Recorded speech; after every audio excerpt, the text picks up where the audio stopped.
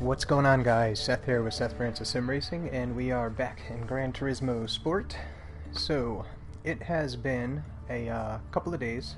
The day before yesterday, I think, was the last time I uploaded, and I just jumped in the game now and see that there's been an update.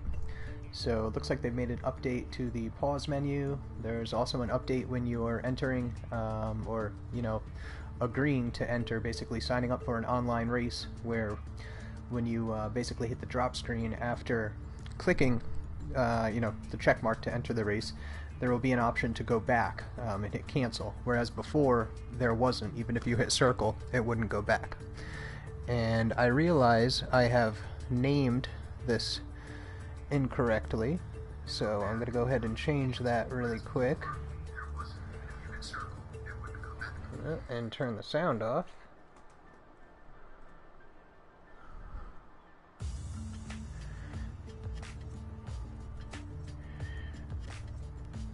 Hopefully I can get this done before the race starts. Oh, right, updated. So, before we grid up here, we are at Nordschleife. It looks like they added Willow Springs, and I saw that, and for some reason that's what I put in the title, but I just fixed that, so. But yeah, we're at Nürburgring, Nordschleife, in the Hyundai Genesis. I jumped into this real quick. I just barely made the race, so I didn't even have time to check my setup to see if it's still set up for this track or Brands Hatch or whatever. But that's okay. We're just going to kind of jump into it and see what happens.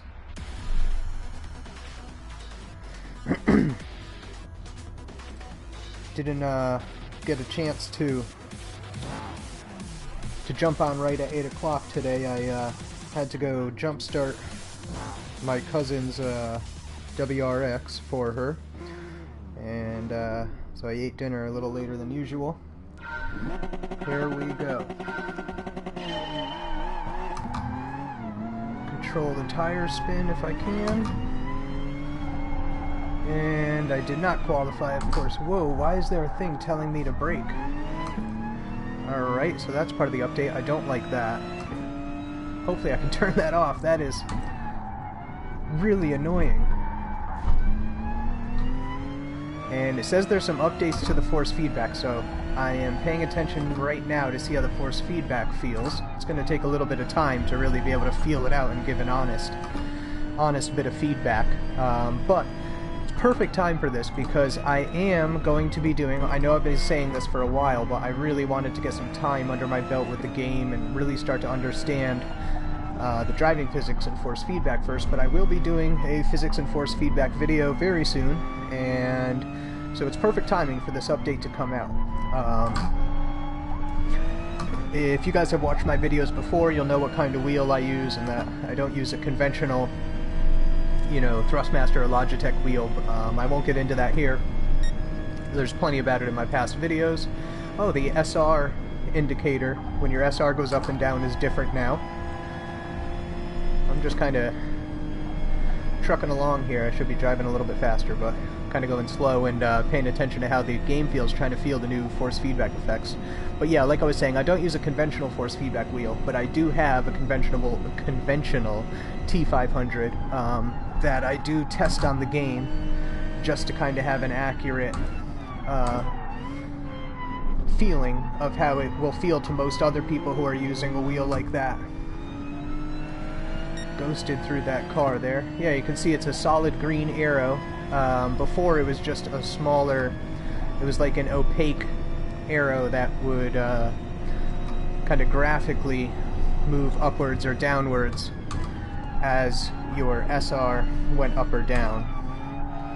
And of course that's sportsmanship rating. I don't know if I referred to it as a safety rating like there would be in iRacing, but what Gran Turismo has is referred to as a sportsmanship rating.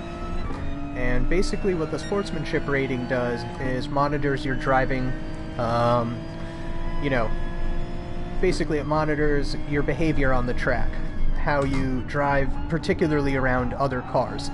Are you crashing into people? Are you causing accidents? You know, things of that nature. Are you going off the track, hitting walls during a race? Those types of things will bring your sportsmanship rating down. However, completing clean laps making clean passes, avoiding accidents and whatnot. Actually, I can't particularly say avoiding accidents, but driving cleanly, basically not driving like I am right this minute, is what will bring your sportsmanship rating up. But back to what I was saying before about force feedback. I do use an unconventional direct drive wheel, but I also have a T500 that I test with the game, and I'm very curious to test that again now that the force feedback has been changed. That way, when I do my video about physics and force feedback, I'll be able to give my opinion, whether it be subjective or objective, based upon not only a conventional force feedback wheel that most other people will have, but also based upon what the game can really deliver through a high-end direct drive wheel, should one become available conventionally on the market. I know there's talk of Thrustmaster making a new wheel. I can't say for sure because they haven't confirmed, but I am quite confident that that wheel everybody's talking about that's going to be coming out, that was photographed at that event, you know, almost a year ago now, I am quite confident that that will not be a direct drive wheel, in the sense that we're thinking anyways. I have a feeling it may be a direct belt drive, meaning there's only one gear reduction. Most belts nowadays, most wheels I should say, belt-driven wheels, will have 2 reductions within the drivetrain, which would mean 2 belts. The Logitech does not. It basically has a single reduction, but that's a gear-driven wheel, so that's a bit different. But Thrustmaster, Fanatec's current Clubsport line, those use a dual reduction system.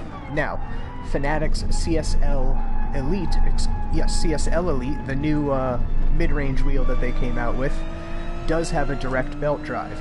And what this means is that there's a motor and one belt, which is connected to another pulley, which is directly connected to the steering axis, or the axle, steering shaft, whatever you want to call it. It's I guess you could say it's better than a dual belt system, although the dual belt system in the Clubsport wheel is definitely superior to the single-toothed belt found in the CSL Elite. But, you know, technically it could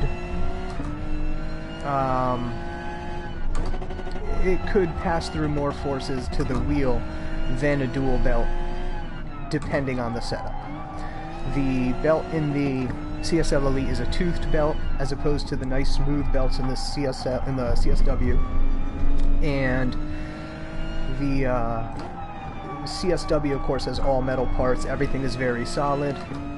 There can be, especially on the version 2, there can be higher belt tension without a whole lot of resistance on the steering shaft. So, in my opinion, the single belt CSL Elite is not nearly as close to direct drive as the dual belt CSW version 2.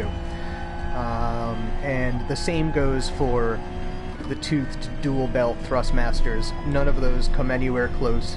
And of course a direct drive wheel is still far superior to a CSW version 2, just because the amount of forces that can be transmitted, and the fact that absolutely nothing is lost through any drivetrain. However, the CSW version 2 is an amazing wheel, and it definitely is set at a great position in the market, because it's far cheaper than going with a, man, I am driving horrible right now. It is far cheaper than going with a direct drive wheel, and I feel that it gets you, I would say, 85% of the way there. You know, and that may seem a little unfavorable to direct drive. Perhaps it's closer to, you know, a 20% difference. But at the end of the day, whoops, here I go again, you're still getting great force feedback through Fanatec's dual belt system, both through what they've done mechanically as well as on the driver and software side of things. So it's, while yes, you will feel absolutely more forces through the direct drive wheel, and of course direct drive wheels are much stronger. If you take strength out of the equation here, I think that would be best for the comparison I'm making, because of course a direct drive wheel can produce crazy strength. But when it comes to, you know, say, comparing the wheels, both being driven at the same force feedback output level at the steering wheel, I would say that it's about a 15 to 20% difference in feeling, barring strength. So basically setting strength aside and focusing on the detail and the refinement and the amount of small forces and kind of road texture feelings you feel coming through the wheel. But yeah, that's another story for another video. Looks like I just finished up the last Gr4 race, so what I'm going to do next is stream the Gr3 races. I'm not exactly sure where they are. We'll take a look now before I close up this stream. So yeah, I will be right back at Dragon's Tail, or Dragon Trail. I always say Dragon Tail, I don't know why, but Dragon's Trail. I'll be back to stream those 3 races in just a couple minutes. So hopefully I'll see you there.